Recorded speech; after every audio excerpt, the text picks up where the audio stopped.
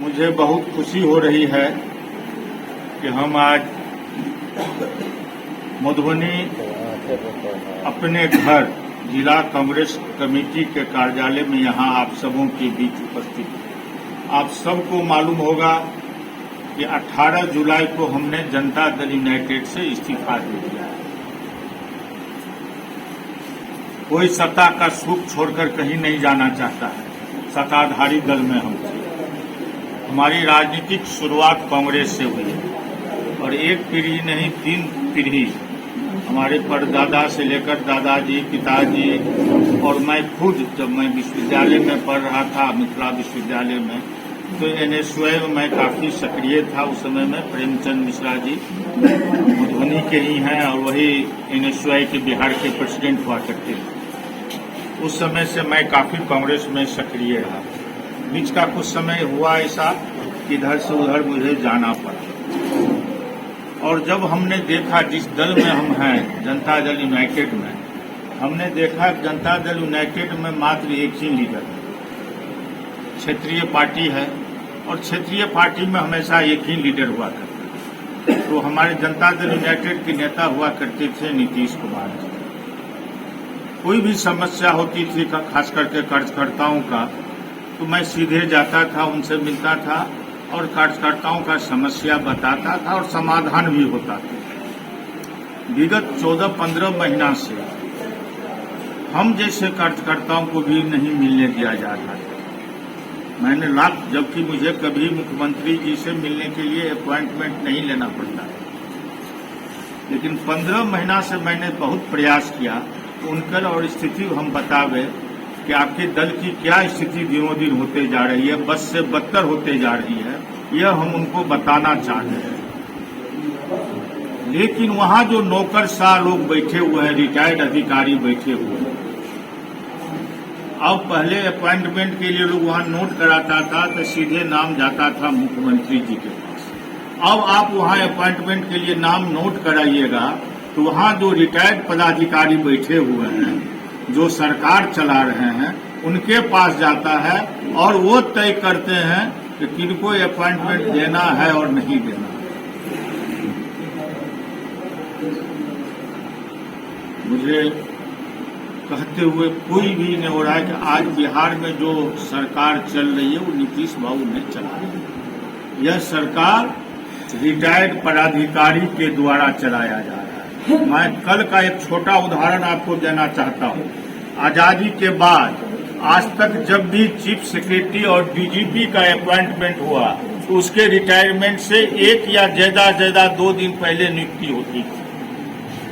30 तारीख को chief secretary retire होने वाले हैं, अमृतलाल मीणा जी, दलित परिवार से आते हैं। 30 तारीख को रिटायर होने वाले थे और 3 तारीख को नोटिफिकेशन निकल जाता है कि अमुक व्यक्ति चीफ सेक्रेटरी बनेंगे प्रत्यय अमृत। और उस प्रत्यय अमृत जो विकास आयुक्त थे हैं, उनको चीफ सेक्रेटरी का ओएसडी बना दिया गया। मतलब कि चीफ सेक्रेटरी का कोई जरूरत नहीं, अब आज से ही जो काम करेंगे ओएसडी करेंगे। तो एक दलित पदाधिकारी थे, इसलिए उनके साथ वहां जो नौकरशाह बैठे हुए हैं, जो सरकार चलाने का काम कर रहे हैं, नाम कहने में मुझे कोई दिक्कत नहीं है। संपूर्ण बिहार उनको डीके बॉस के नाम से जानता है। उन्होंने 27 दिन पहले, और आजकल पदाधिकारियों का ट्रांसफर पोस्टिंग कैसे होता है किसी से छिपा हुआ नहीं है। आज इनका चीफ सेक्रेटरी में कैसे नोटिफिकेशन हुआ है 27 दिन पहले, ये कहने की जरूरत नहीं है। लॉ एंड ऑर्डर बिहार का जो बन गया बद से बदतर का स्थिति है। हम लोग निर्भीक, उस समय बिहार में ऐसा था कि निर्भीक होकर हम लोग चलते थे, आम लोग चलते थे।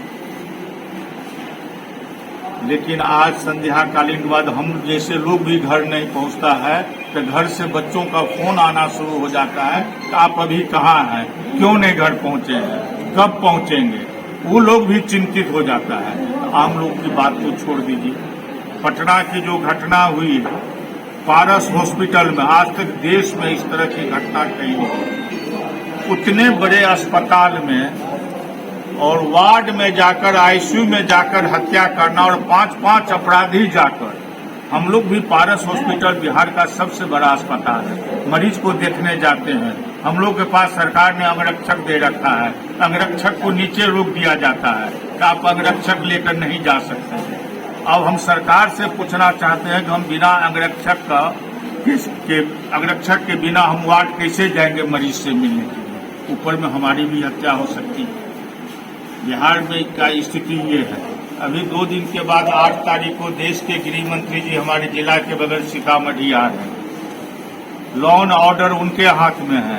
क्या उस सीतामढ़ी में कुछ बोलेंगे लॉ एंड ऑर्डर पर कि बिहार में कैसा कानून व्यवस्था है?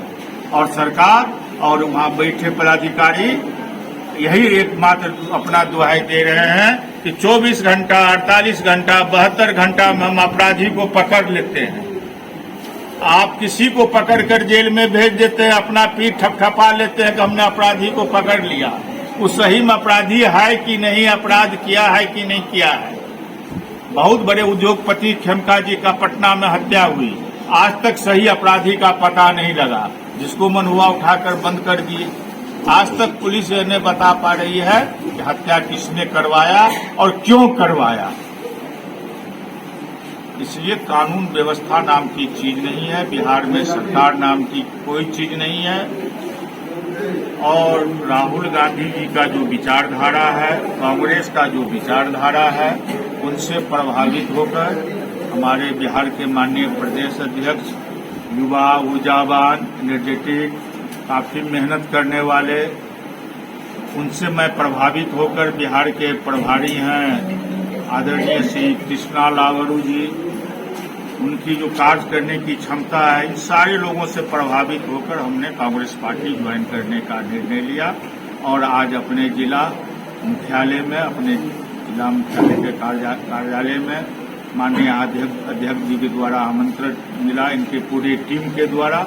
इसलिए मैं अध्यक्ष जी के साथ साथ इनके पूरे जिला कमेटी के टीम के प्रति आभार प्रकट करता हूं और इनको बधाई देता हूं।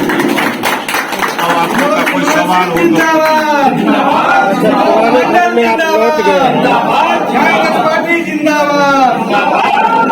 कांग्रेस आपको पुराना खाता, आप लौट गए हैं, आने वाला विधानसभा चुनाव नजदीक ही है, ऐसे में क्या प्राथमिकता होगी आपको?